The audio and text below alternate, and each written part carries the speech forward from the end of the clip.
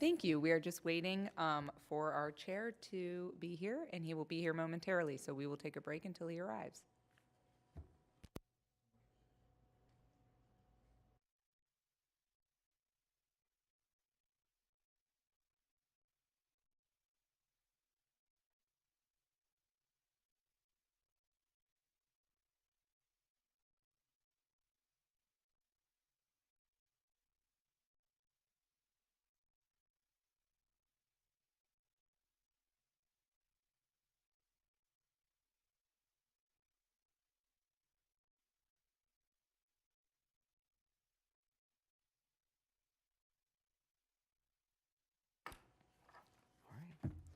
Good afternoon, everybody. This is the January 2024 first meeting of the year of the Palm Beach County Commission on Ethics.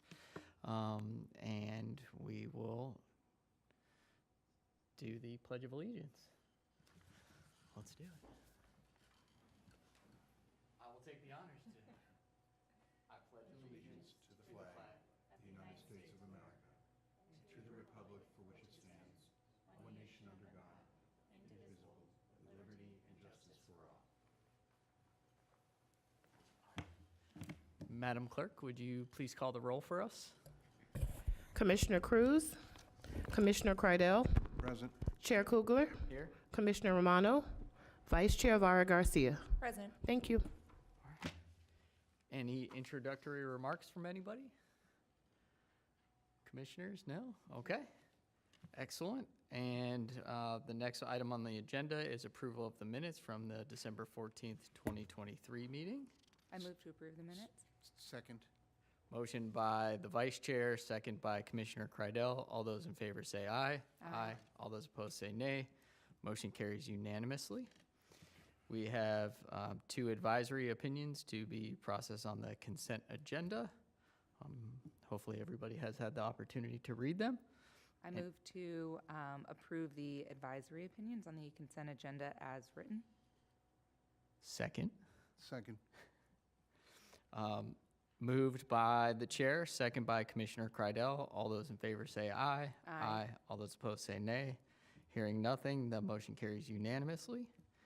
And then we are on to the 2023 annual report presentation by the Executive Director, Ms. Kelly. Thank you. All right, I am pleased to present the 2023 annual report for the Palm Beach County Commission on Ethics. I'm just going to briefly highlight some of our accomplishments from the past year. I'm not going to go through it page by page, but I did first want to go over the actual contents of what everybody will find in the annual report. The annual report contains an executive summary. It has information about the Commission on Ethics, including our mission and who we are. It contains information about what we accomplished last year from our strategic plan. It also has results from our customer satisfaction survey. And it showcases our 2023 achievements, as well as the projects that we'll be focusing on in 2024. So at the beginning of every presentation, I like to go over again what our mission is for the Commission on Ethics. And our mission continues to be fostering integrity in public services, promoting the public's trust and confidence in that service, and preventing conflicts between private interests and public duties. And we accomplish this mission through ongoing education programs, performing community outreach, providing clear and timely advice, as well as through transparency. And our core values continue to be honesty, integrity, and character. All right, so the first thing I wanted to highlight from the annual report is our customer satisfaction survey. And as a reminder, we created and implemented a customer satisfaction survey back in June of 2022. And we used it to get feedback on what officials and employees thought of our programming after taking the Code of Ethics training. And what you'll see on the screen is just a small snapshot of all the information that we have in the annual report itself. But since its inception, 966 customers have voluntarily completed our customer satisfaction survey. 99.8% reported that they are satisfied or very satisfied with the programming they received. 99.7% found the COE program very helpful in gaining a better understanding of how to incorporate the Code of Ethics into their work. 98.8% believe that ethical instruction, knowledge, and practices are important for community well-being. And 94.1% felt more confident in their abilities to serve the public, coworkers, and their employer with honesty, integrity, and character after participating in the programming. So in 2024, we will continue to use information from the customer satisfaction survey as well as other sources to continue to assess the effectiveness of our programming and our services and identify any potential areas that need to be improved or changed. All right, in our 2023 education and outreach achievements, this past year, we delivered 21 in-person training sessions. We issued 28 new advisory opinions, so we now have over 536 published advisory opinions available on our advisory opinion database. We maintained an average of 7 days to complete advisory opinions from the time of the request to its completion. Staff managed 720 customer requests for assistance via phone or email, and we managed 33 of those requests for advice by referring the requesting party to prior opinions. In our 2023 advisory opinions by topic, as you can see in 2023, our topics remained relatively the same as past years. Misuse of office, voting conflicts, and gift law questions continue to be the main subjects that are addressed in our advisory opinions. For our 2023 investigations and enforcement achievements, last year we initiated 15 inquiries. 16 were closed due to a lack of legal sufficiency to become a complaint. 6 had legal sufficiency to become self-initiated complaints, and 3 are still ongoing. We also completed 2 ongoing inquiries from 2022, and of those, 1 had legal sufficiency to become a self-initiated complaint, and 1 was closed due to a lack of legal sufficiency. And the average number of days it took to complete our routine inquiries was 49 days. Moving on to complaints. Last year, we investigated 35 complaints. 1 was resolved with the issuance of a letter of instruction. 2 were resolved with an issuance of a letter of reprimand. 3 were dismissed with a finding of no probable cause. 1 was dismissed for not being in the public interest to proceed further. 23 were administratively dismissed for a lack of legal sufficiency, and 4 of our investigations are still ongoing. And for that, the average number of days to complete routine complaints was 25 days. So based on the number of inquiries we had and the time it took, the average time for completion, I believe it's evident that our 2 investigators continue to conduct not only thorough investigations, but also very efficient investigations. So I appreciate their work on all of that.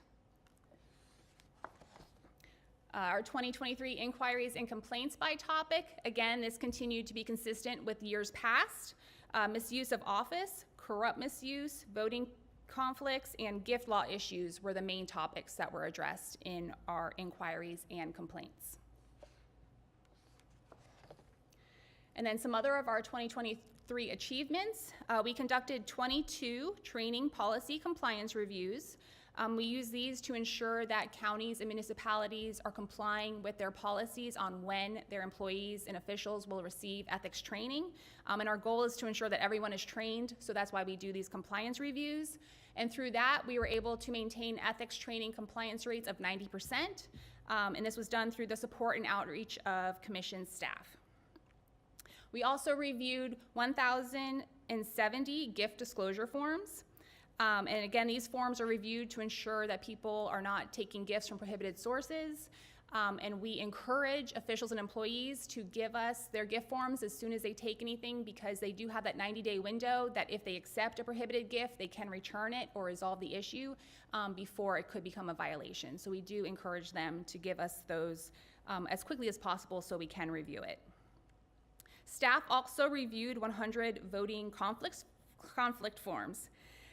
Moving on to our website, we had 23,388 page views of the Commission's website.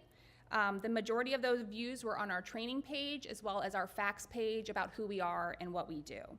And then 91.5% of our visitors were located in the United States, with 52% of those visitors located in Florida, and then the majority of those were actually in Palm Beach County, which you would expect. So looking ahead to our 2024 projects, these are the things that we are going to be focusing on the most in 2024. We are going to be revising our Code of Ethics training for in-person and online access. And the lead on that will be our General Counsel, Rhonda Geiger. We're going to update all of our Code of Ethics education materials, and our lead on that is going to be Education and Communications Manager, Liz Martin. And we're also going to modify and reformat our COE website, and our lead on that is going to be Intake and Compliance Manager, Gina Levesque. So I appreciate all their efforts that they'll be putting into those 3 projects in 2024.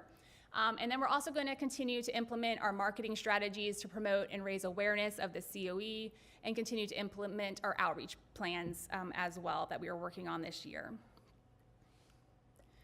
And then as always, I want to remind everyone to ask first, act later. That has always been the motto of the commission since its inception. And so we are always here to help any employees or officials if they have any questions or just need any guidance. We are here to help them. And as I said earlier, this was just a brief overview. There's a more comprehensive listing of everything in the annual report itself, and I hope you enjoy reading it when you actually get a copy. So lastly, I want to thank Janet Rodriguez Bazluke, Marcy Blackwell, and John Johnson in the graphics department for their help in creating this document and making it look so good, as well as Stacy Mather for helping us get a draft copy printed in time. They have a backlog with all of the documents for the fairs and all the promotional materials for that, so they were able to get us a draft copy, so I really appreciate that from Stacy Mather. And then finally, I want to finish by saying I'm immensely proud of everything our office did and the commissioners did this past year, and I'm looking forward to everything that we're going to do in 2024. So, thank you. Thank you, Madam Executive Director. We appreciate it. Excellent presentation. And we will adjourn to go to... Wait, do we get to ask a question? Oh, you have questions? I I'm do. sorry. Yes, you may. You should know that Back by over now. This is what she was not hoping not to get. You answered my first question on your own, which was, so how'd you get that book and we didn't? So you've answered that, which is great. Is there, in your little book, is there a page that provides lay people with definitions of terms you use, like what a customer is? What we have in the back, we have a complimentary copy of the Code of Ethics itself.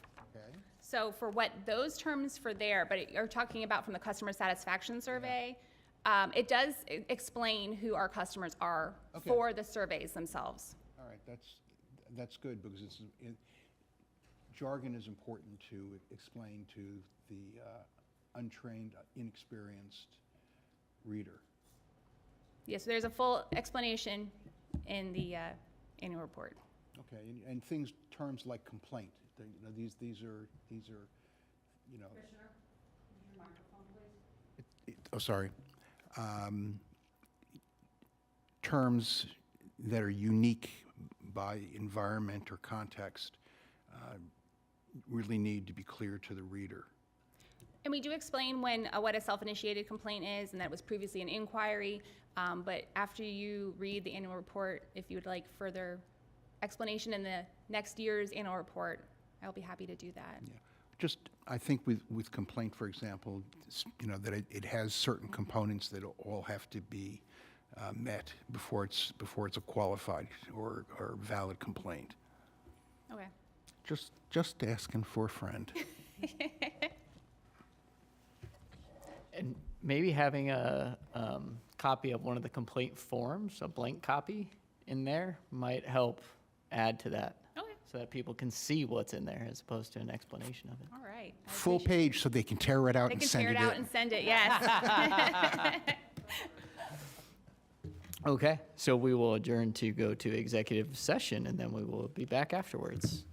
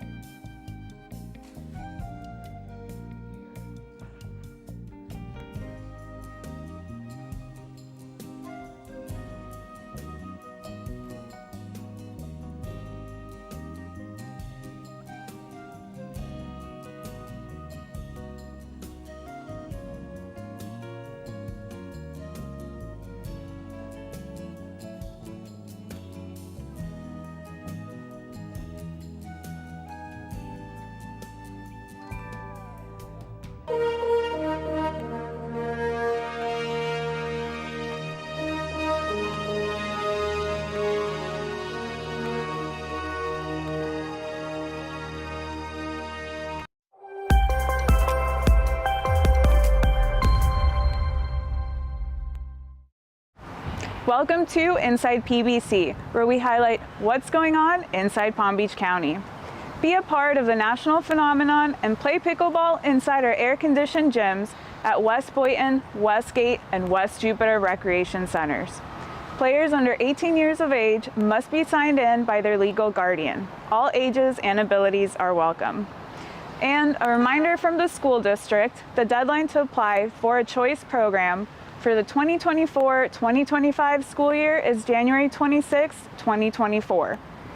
Mounts Botanical Garden is proud to announce the grand opening of its next major exhibition, Origami in the Garden, on January 7th.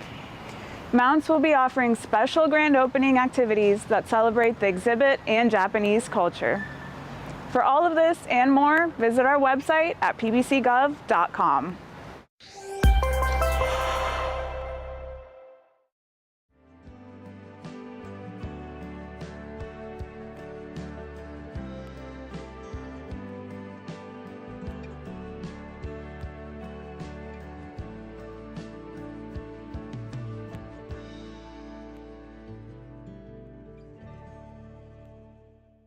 Dogs, a couple here for the shelter. I did the foster to rescue with Peggy Adams.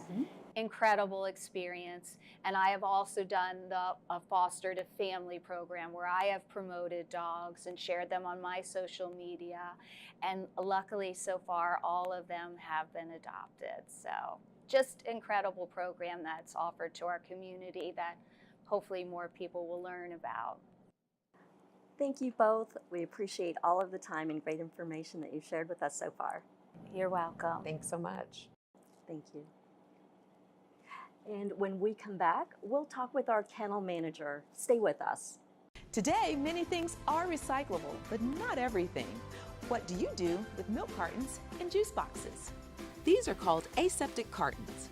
You may think they're only made of paper, but actually they're a combination of paper, plastic, and aluminum. Aseptic cartons go into the blue recycling bin. This helps to keep the paper or yellow bin side of the recycling process clean and free of contaminants. Give your recyclables the future they deserve. Recycle right, Palm Beach County.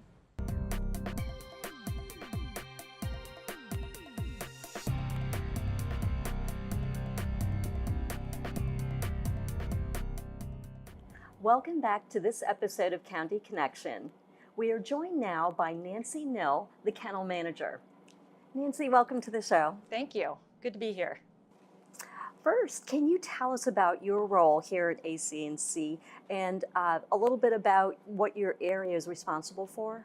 Absolutely. So I'm the kennel manager here. So I'm responsible for the daily operations of the kennel, the staff who works in the kennel, and actually all the animals under our care.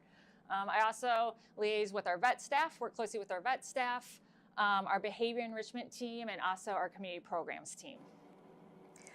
What do your various staff do on a daily basis? It is definitely the care of the animals. So it is the feeding of the animals, the cleaning of the animals. We get in dogs and cats, so bringing them in, processing them, helping the vet staff process the animals, making sure the animals are adjusting to the environment, and just making sure we're providing the best care we can while the animals are here at the shelter.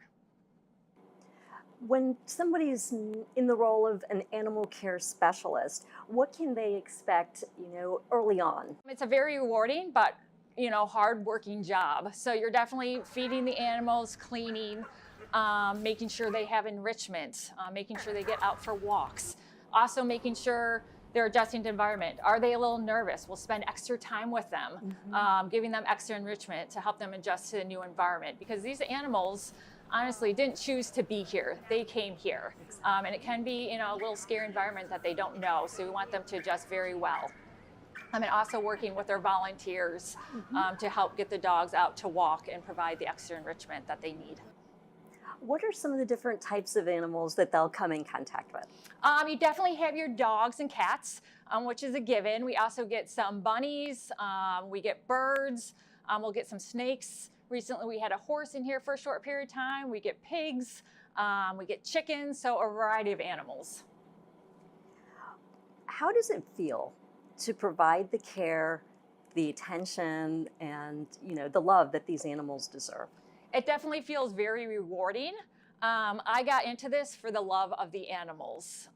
As I said earlier, these animals didn't choose to be here. We don't know, sometimes we don't know their history. So we want to provide the best care and welfare for them. So with that, we need to get to know them and make sure they're comfortable. So we spend, every day with them to make sure they are comfortable and help to adjust by just feeding and interacting with them and talking with them. So they get to know us and we get to build that relationship with them. And through that relationship, we get to see their personalities, their little quirks, what they like, what they don't like. So it's kind of like your own animal. And with this really helps with them getting to feel comfortable and also with the adoption process. Because if we know what their likes, their dislikes, their different personalities, we can better fit them with their potential adopter and have them for their forever home. And get them so they don't come back here to the shelter. We treat them like, their own animals too. We want them, like if my animal came here for a period of time, this is the treatment I want. It's amazing, you may have, in a morning, you may be stuck in traffic, very upset. You come see the animals, they're happy to see you, they're tail wagging, they're purring. That's just a great feeling. Everything that happened on your way here goes away because these animals are relying on you and really trust you. Nancy, can you tell us a little bit more about how you make the animals feel comfortable? Absolutely. So a lot of times if they're scared, the first thing is they're scared of their environment. They're scared of the new people. So we kind of just go by, give them a little treat, something that they really like, and just keep walking on by. And then slowly start to spend a little more time. Sometimes, it may be a second. Then we'll sit there for a minute and just talk to them. And keep going by. We want everything to be very positive, that they associate nothing but positivity with us. Food's a huge thing. And as they start getting comfortable, we'll just sit outside the cage and just kind of talk to them. Not make eye contact initially so they don't feel threatened, but just sit there and just really calm voice, saying it's okay, you're so good, and then randomly feed them treats. And then sometimes, when they feel more comfortable, sometimes just going in with them a little bit and just sitting and talking to them and saying it's okay and everything's going to be fine.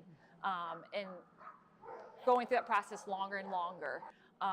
Sometimes it means that they need a quiet space, so do they need to decompress for a little bit to help it out and just see us and soft voices, nice music. Even playing a little music for them can really help. What do you look for with your animal care specialists? Definitely somebody who has a love for the animals. That's number one. Definitely, want somebody with experience. And the passion is huge.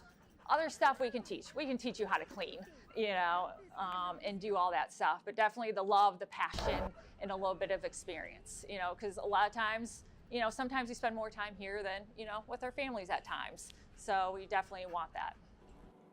Are you in need of additional animal care specialists here? Absolutely. We are in need of additional specialists. We have several positions open, and we're looking to hire immediately. How can the community help with that? Definitely, if you don't want to, apply for the animal care specialist, you can apply to be a volunteer of a kennel assistant. You can go on our website and, apply there. Also, just sharing everything on Facebook, talking to your friends, family, and the community, just spreading the word is huge. Well, thank you, and we appreciate all of the care, support, that you're giving to both the animals and in benefit to our community. You're welcome. And thanks to all of our guests today for sharing all of this important information about the countywide services provided by Animal Care and Control. For more information on Animal Care and Control, how you can even get involved and help out, please visit www.pbcgov.org/publicsafety/animal-care.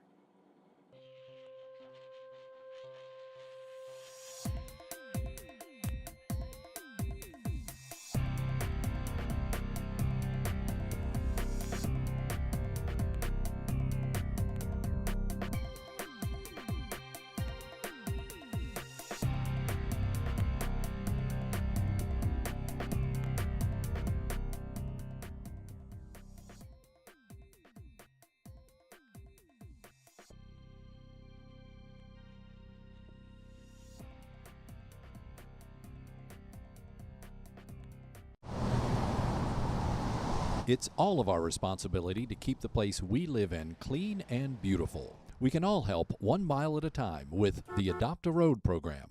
Your community group or business picks up to 3 areas you are interested in adopting.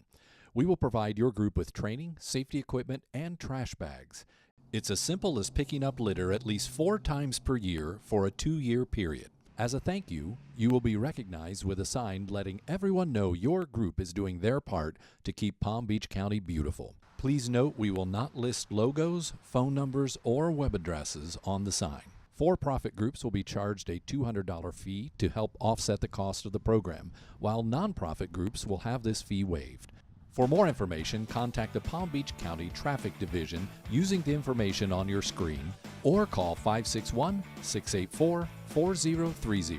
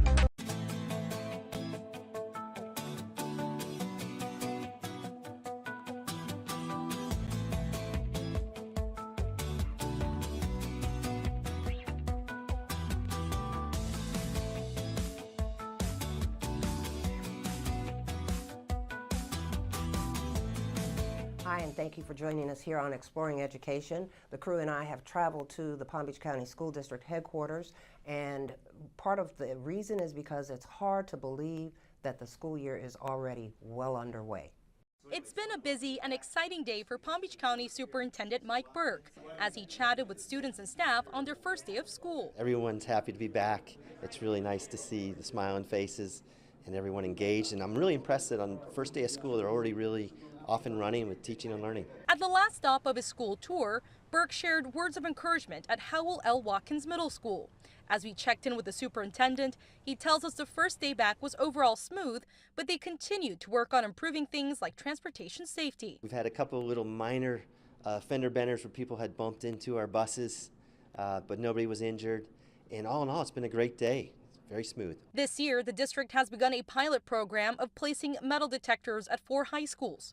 Burke tells us he is working closely with school district police to ensure the utmost safety of their students. There's one more layer of security along with the ID badges for everyone. It's going well. We're going to keep fine-tuning that, but the pilot's off to a good start. And with the first day of school, one for the books, leaders are looking forward to more field days for their students and staff this year. We're going to be doing more field trips. We have guaranteed field trips for 5th graders, 7th graders, and 10th graders. So we're excited about that. Every 5th grader is going to go to the Kravis Center for performance. Joining us now here live and in person is Superintendent Mike Burke, who in Palm Beach County you almost never need any kind of an introduction because you're everywhere. Congratulations on another great start to the school year. And you know, you're entering, this is the 3rd one that you have actually successfully done. They seem to be getting smoother and smoother. Can you talk to us about, you know, all the moving parts and how everything manages to be in sync so that you can pull this off? Because this is a massive school district. Yes, we did have a nice smooth opening, and I attribute that to a lot of hard work throughout our schools and departments. You know, people have the misconception that we may be off during the summertime, but there's really a lot of people hard at work to make sure that we have these smooth openings. So that's our school principals, their teams, you know, all of our support departments from facilities management to transportation, food service. There's a lot of behind the scenes work to get ready to welcome, you know, 164,000 students on that first day. 164,000 students. You need to emphasize the 164,000 students. So one of the things that I know that you and your team focus on is trying to optimize the safety of the students and the staff in schools. And last year you had what I refer to as the new panic button that everybody has. What is going on this year? Because I've heard some things that you're also taking that a step higher as well. Yes, well, the safety of our students and staff is of paramount importance. You know, that is the most important thing we do. And as our Chief of Police, Chief Mooney, has explained to me, you're never really finished with this work. You just continue to add additional layers of safety. So you're right, last year we rolled out the Centegix hard panic button where an employee can alert, you know, it's like calling 911 when they utilize that button. That's been successful. You know, we've always had the luxury, we've had a school police officer in all of our schools for many years. That's a very important line of defense. We continue to add more fencing, you know, single point of entry we have at all of our schools.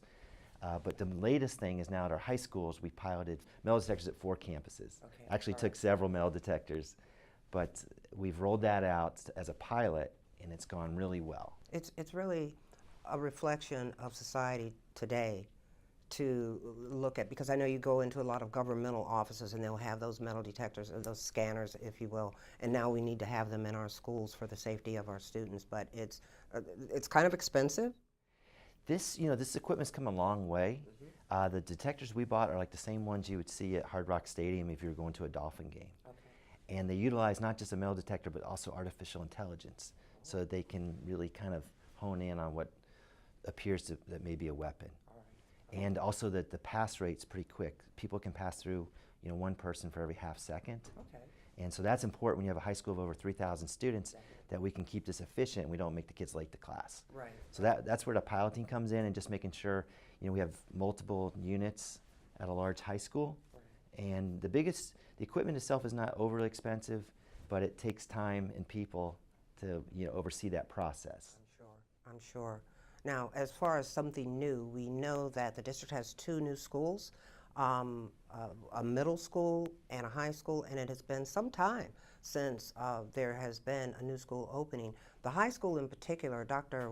Joaquin Garcia High School, is actually named in honor of an individual who, you wouldn't know it, he didn't actually work for the school district, but he was always here advocating for young people. And we have the privilege of having a short clip that actually tells us a little bit about the man and talks a little bit about the school as well.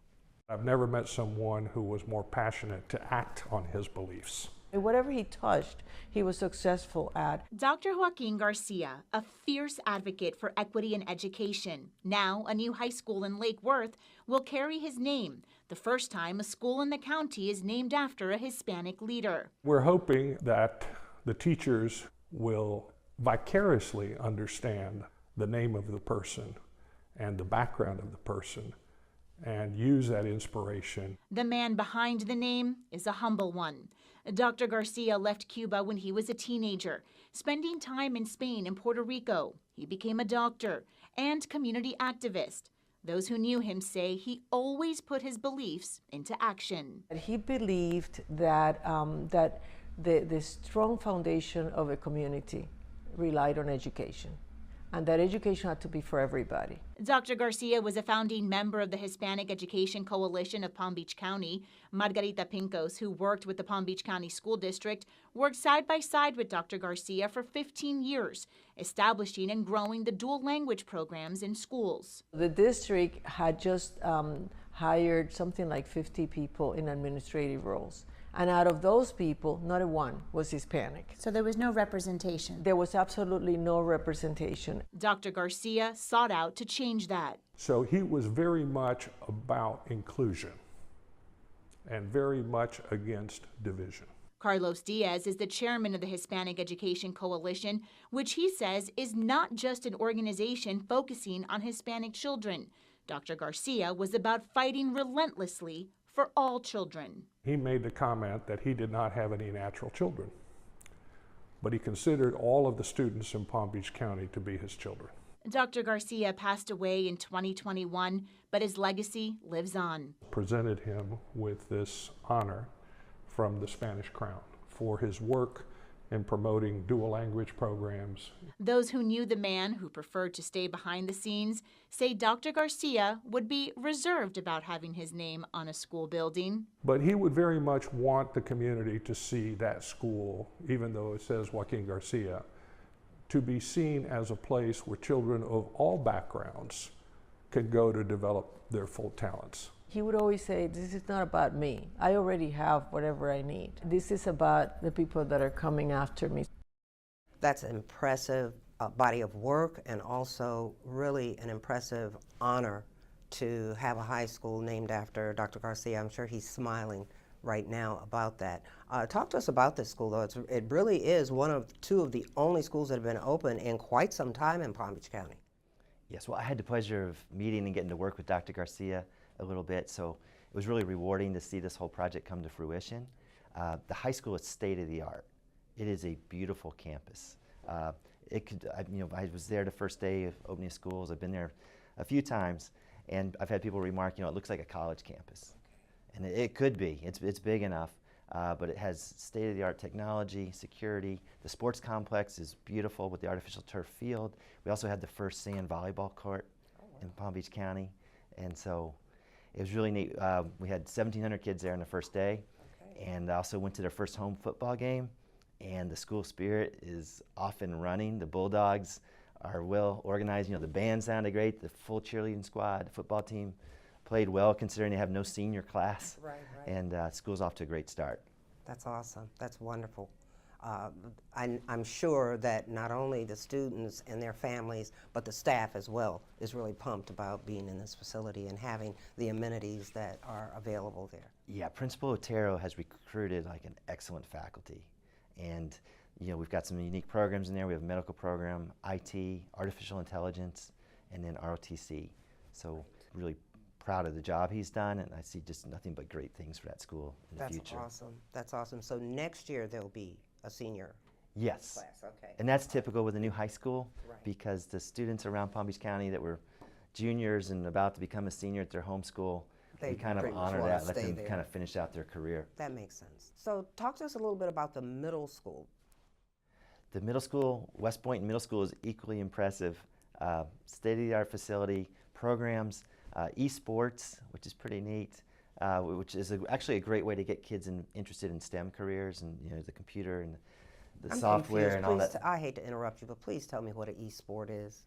Esports, is basically competitive computer games. Okay. So there's a lot of high-end computers, special chairs, for the gamers. But when I first heard about esports, I was a little reluctant. I thought I want to see kids out and about, getting exercise. I didn't really want to encourage more computer time, but I've really turned my thinking around on this. These programs, it's another club, it's another sport for kids that maybe don't have an interest in playing football, and this is something they're good at. But what really does is it opens their mind to all the technology that goes into that type of computer game, the programming and the software development, and just the math and the science and the coding. And that's where we've really been able to leverage it as just a gateway to get kids interested in those courses and seeing the career opportunities. I'm sure student engagement is so vital. I know shortly we need to go to a break, but the state of Florida has been gaining a lot of national attention, some that we probably don't necessarily want, because of some of the leadership's positions on a wide range of things: curriculum, African American history, gender identity, you name it. What has Palm Beach County School District's stand been on some of these issues? What are your administrators, your teachers thinking? So we've had a lot of legislation thrown at us. Just this past session, there was 36 bills that impacted our school system, and it's been like that for a couple of years. And our stance, my approach to this is first to try not to overreact to it, to really read the letter of the law, and then As constitutional officers, the board and I are required to abide by the law, so we are doing that. But I'm trying to do it in a way that's like the least disruptive, and I want to go kind of work really hard not to send any message that might make people feel they're not welcome at our campuses. There's been some laws around, bathrooms now, group bathrooms. The student must go to the bathroom that aligns with their sex at birth. So we're doing that. But then we're also making available single-use, gender-neutral bathrooms for students that aren't comfortable going into a group bathroom. So that type of thing. On the books, there's been a lot of press around book banning across the state. We have not banned any books. We had one formal challenge against the Bible, and the school board supported my recommendation to go ahead and keep the Bible in our school libraries. It sounds like a lot of, we're supposed to be teaching critical thinking in the classroom, but it sounds like a lot of critical thinking is required in order to navigate the path that the district and you and the board has to navigate. We need to go to a break. When we come back, we'll find out a little bit about some of what's going on that really kind of has you smiling about the efforts that have been made and have been successful. So we'll be back. Don't go too far.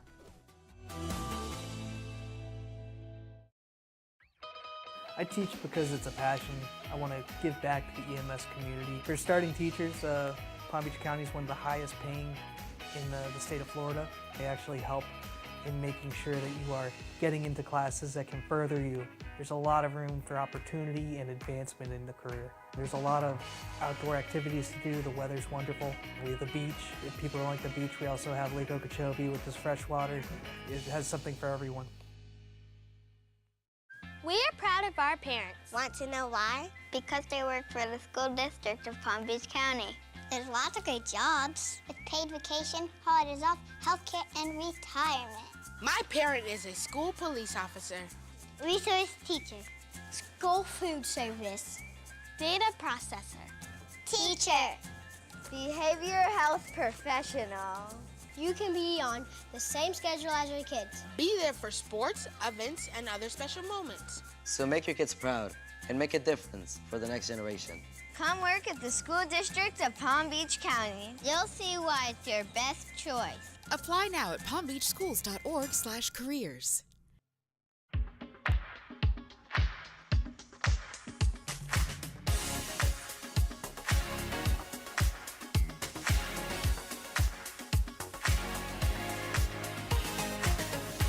Just something about this field.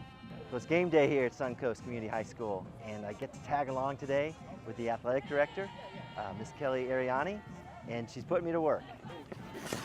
There's a lot that goes into hosting a home football game, from arranging the officials to welcoming the other team to making sure there's plenty of water to drink on the field.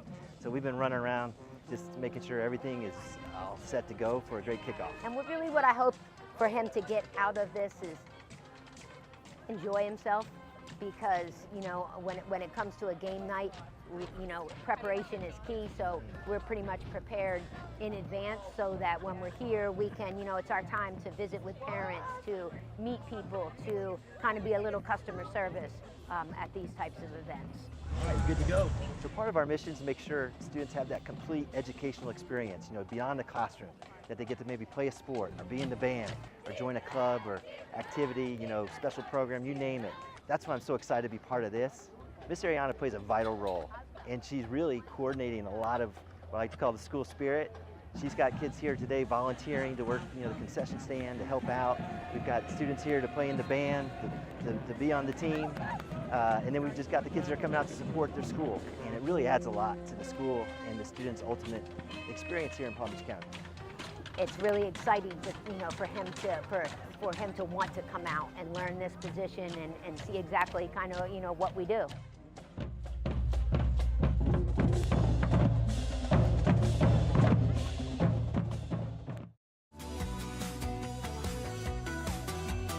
Well, that was a great example of another Burke Day at work, but you were at Suncoast, I believe. Tell us what that involved, just before school, I think.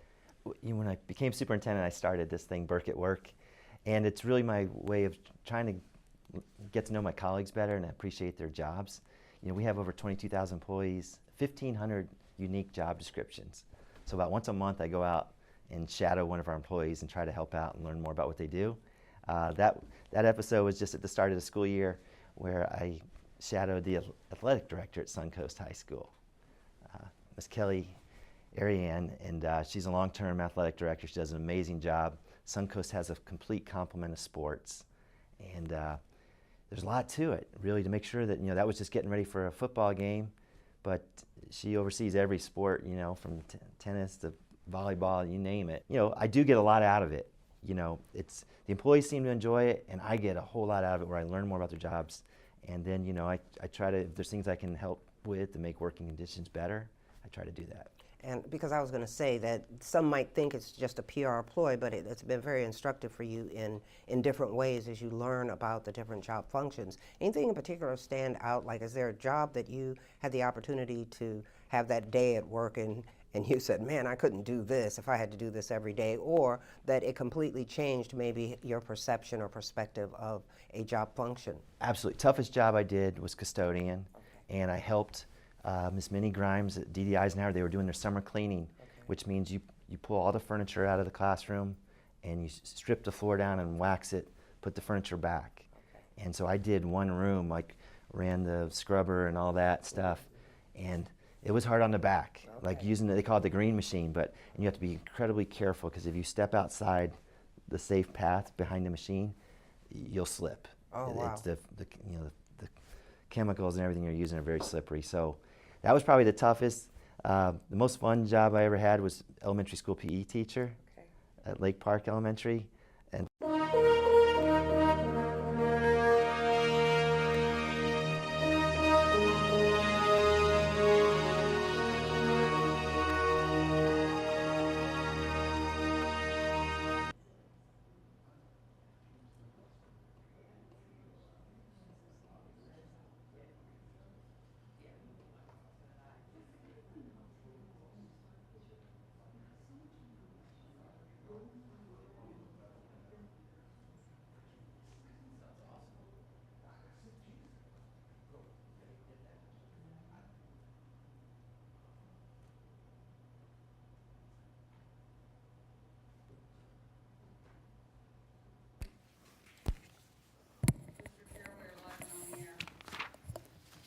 Thank you very much, and we are continuing the January meeting following the executive session, and there is a public report and final order and letter of instruction that the vice chair is going to read. Thank you. This is in regards to Carolyn Cassidy, case number C23-032, public report and final order. Christy Kelly, Executive Director of the Palm Beach County Commission on Ethics, filed the above referenced complaint against respondent Carolyn Cassidy, a commissioner for the town of Ocean Ridge, alleging that the respondent used or attempted to use her position in a manner that may have resulted in a special financial benefit to her or her outside business in violation of Section 2-443, subsection A of the Palm Beach County Code of Ethics. Pursuant to Section 2-258, subsection A of the Palm Beach County Commission on Ethics Ordinance, the COE is empowered to enforce the Palm Beach County Code of Ethics. In lieu of a probable cause hearing, the above COE advocate recommended the issuance of a letter of instruction and dismissal of the complaint. The recommendation is based on the respondent's self-reporting of the incident and the facts elicited during the investigation. Pursuant to Commission on Ethics Ordinance, Section 2-260.3, subsection B, dismissal of complaints, the complaint may be dismissed and a letter of instruction issued at this stage of the proceeding if the Commission finds that the violation was inadvertent, unintentional, or insubstantial. Therefore, it is ordered and adjudged that the complaint against respondent Carolyn Cassidy is hereby dismissed and a letter of instruction is issued, done and ordered by the Palm Beach County Commission on Ethics in public session on this 11th day of January 2024 by Chair Michael Kugler, Palm Beach County Commission on Ethics. Thank you very much. And now we are going to move on to the executive director comments. Ms. Kelly. Thank you. On Tuesday, January 23rd, from 9 a.m. to 12 p.m., we'll be hosting a meet and greet in the courtyard outside the governmental center where any officials or employees can come meet the commission staff, ask us any questions they may have, as well as members of the general public are also welcome to learn more about who we are and what we do. And then I also received the save the date for the Regional High School Ethics Bowl, which will take place on Saturday, January 27th. FAU will once again be hosting this, so I'm sure in the next week or two, Commissioner Cruz will be reaching out to see if any of us are interested in serving as a moderator or a judge. And this is a great event. If you haven't participated in it, it is a very fun event with the high schoolers. Yes, it is. That's all I have. Thank you very much. And now we are on to commissioner comments. And I'm going to take the floor first, if you all don't mind, because I guess that's my prerogative as the chair. So Commissioner Kelly, Executive Director Kelly, my question is, we just dealt with the circumstance where an advertisement as a realtor for Commissioner Cassidy had gone out, and it mentioned her official capacity as a commissioner for the town of Ocean Ridge, and what was done in that particular case was a violation of the Code of Ethics. So the question becomes, can somebody who is covered by the Code of Ethics use their official title, such as a commissioner, in some type of communication without violating the Code of Ethics? So there are ways to list your community involvement on like on a resume or things like that, but these are the types of situations that are really case by case. And so I would recommend if anybody has that or would like to list or figure out if they are allowed to without violating the code, list a title or their involvement, then they should contact our office for assistance. Okay, excellent. Thank you very much. We appreciate it. And then I will yield the floor to any other commissioner comments. No comment. Nothing from the vice chair? None for me. Nothing from Commissioner Crydell? Are there any public comments? Seeing no public comments, and we will adjourn the January meeting of the Palm Beach County Commission on Ethics. Not bad. Thank you, everybody. Thank you.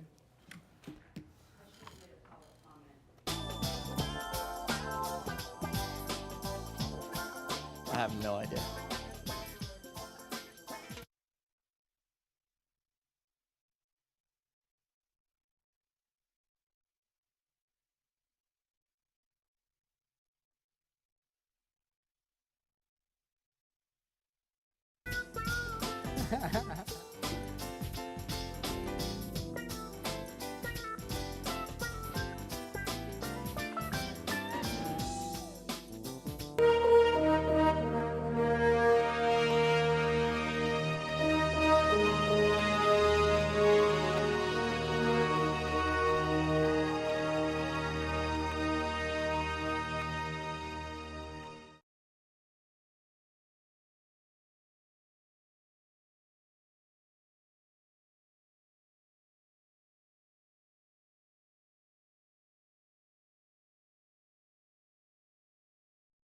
Did you know that most cases of wrongdoing in organizations are discovered through employee or outsider tips? That's why your Office of Inspector General has launched a new, easy-to-remember hotline number, 877-OIG-TIPS. Did you know that our oversight not only includes Palm Beach County employees and elected officials, but also the 39 cities in Palm Beach County and all the vendors doing business with the county or the municipalities? We also cover Children's Services Council and the Solid Waste Authority. Did you know that we accept anonymous tips and whistleblower protection may be granted? So now that you know, if you suspect fraud, waste, abuse, or mismanagement in government, give us a call at 877-OIG-TIPS or visit our website at pbcgov.org/OIG. Many people consider Florida to be the boating capital of the world, with more than 40,000 registered boats in Palm Beach County alone. It's important to know that items found on boats can be a potential hazard to marine life if not properly disposed of. Boat items such as flares, fire extinguishers, deep cycle batteries, mercury float switches, and even cleaning products should never be thrown away with your regular garbage. These items can be dropped off at one of 7 Solid Waste Authority home chemical and recycling centers. Visit swa.org/HCRC.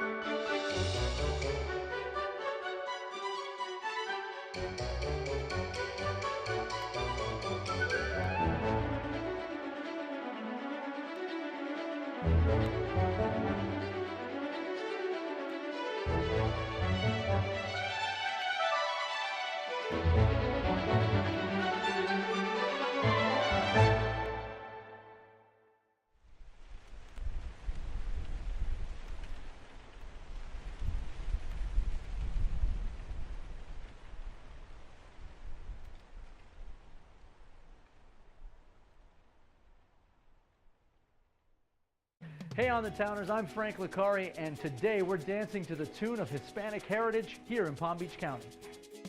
We'll shop for one-of-a-kind handcrafted furniture in West Palm Beach and discover the flavors of Latin America with some must-try restaurants. We'll even learn how important music is to the Hispanic culture.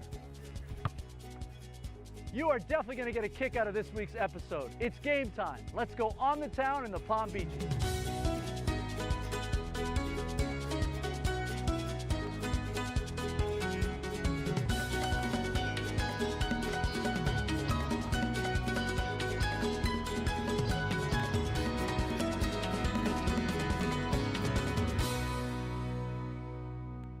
This program is brought to you by Discover the Palm Beaches. Visit thepalmbeaches.tv for more information. From food to music to art, Hispanic and Latin American culture has tremendous influence on our Palm Beach community. And what better way to celebrate the culture than to start the week with some dance? There are so many different styles of Latin American dance, but today I decided to try my hand at some classics, salsa and bachata. I'm ready to get my groove on. There is something about the Latin culture, flavor, that just always feels like they need to be dancing. What is that? Where does it come flavor. from? Is that what it is? We have flavor. It's in our body. Yeah. Oh, see, there you go. We Yeah. love to move. Yeah, yeah. The music tells you how to dance. Yeah. So this is a very exciting day for you. It is my first permanent location. Exciting. So it's super exciting. What do you mean permanent? You were doing it like on the run? You were like, Right. let me teach you quick and then I'm out? I was like on the corners. I would stop on the corners and get out the car. If you're a beginner, what is the